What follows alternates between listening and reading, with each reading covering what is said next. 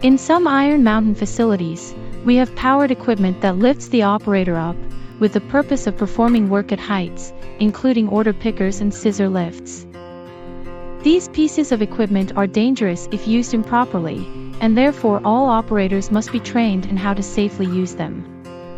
In this video we will cover the basics of working at height with powered equipment. However, this does not replace the training process used to authorize employees to operate order pickers and scissor lifts. Always complete the appropriate pre-use inspection before using any powered equipment. Familiarize yourself with all warning labels and capacity ratings before use. If any issues are found, do not use the equipment and report it to your supervisor immediately. Let's look at hazards associated with order pickers and safe practices to eliminate those hazards. Unstable loads can cause pallet damage, tip-overs, and falling loads. Only move stable, balanced loads on a single pallet that is balanced squarely on each fork. Before moving a load, consider the weight capacity of the order picker and the location of the center of gravity. When picking up a load, approach slowly and carefully. Make sure the forks are level before inserting them into the pallet, and slide them fully under the load. Set the brake and then raise or lower the forks. Distribute the heaviest part of the load near the front wheels of the order picker and ensure the load is stable. Hazards associated with traveling with a load include falling loads, striking objects or pedestrians, and tip-overs. When operating an order picker, you must have a clear view of travel at all times. Always travel at a safe speed and slow down when entering aisles. Sound the horn when approaching pedestrians, intersections, corners, and curves. Start, turn, and brake smoothly. Another hazard associated with order pickers are falls from height. Operators must wear personal fall protection equipment, depending on the type of order picker, anytime it is in operation. Unless it is installed with guard rails on 3 sides. Fall restraint and fall arrest systems are 2 types of personal fall protective equipment. Both consist of a harness worn by the operator, an anchor point, and a connecting device like a lanyard joining them together.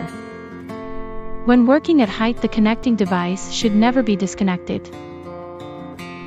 Fall restraint systems, sometimes called work positioning systems, use a short lanyard to restrict the operator's range of movement so they cannot fall. Fall restraint systems are preferred to fall arrest systems, which protect you after a fall occurs by arresting the fall and preventing you from hitting the ground below. When using a fall arrest system, the total fall distance must be calculated. To ensure that in the case of a fall, the lanyard will stop the operator before they hit the ground below. This calculation involves adding the length of the lanyard before deployment, the built-in shock absorption distance, and the height of the employee.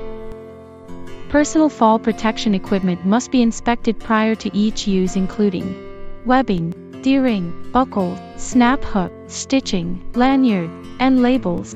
Only trained, qualified, and authorized employees may use fall protection equipment. Fall prevention training will teach you how to properly put on a harness attached to the anchor point, and how to inspect your fall protection equipment before every use and how to maintain it. Follow the manufacturer's instructions for cleaning if your equipment becomes dirty. Scissor lifts are another piece of equipment used in our facilities which elevate operators to perform work at height. Scissor lifts raise and lower the platform using a scissor motion. Like with an order picker, a pre-operational inspection must be completed before use. If any issues are found, do not use the equipment and alert your supervisor immediately. Plan your path of travel before operating the lift, and consider the overhead clearances along your route. Always follow any agreed travel routes and marked routes. When entering the scissor lift platform, it should be lowered completely. Climb onto the platform maintaining 3 points of contact. Before operating the lift, secure all chains, rails, and guards. Stand firmly on the floor of the platform at all times. Just like with order pickers, careful and smooth operation is important to prevent accidents when using a scissor lift.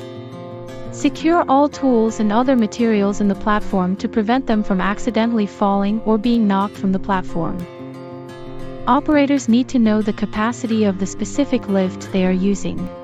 Overloading of the platform can cause a tip-over risk. The people, tools, and materials on the platform must not exceed the capacity limit. Scissor lift operators must be aware of electrical hazards. A minimum of 10 feet, or about 3 meters, must always be maintained from electrical lines. Never stand on the railings or use planks, ladders, or other devices to gain additional height. Never lean out over the railings. Never raise the platform while the scissor lift is on a slope or an uneven soft surface.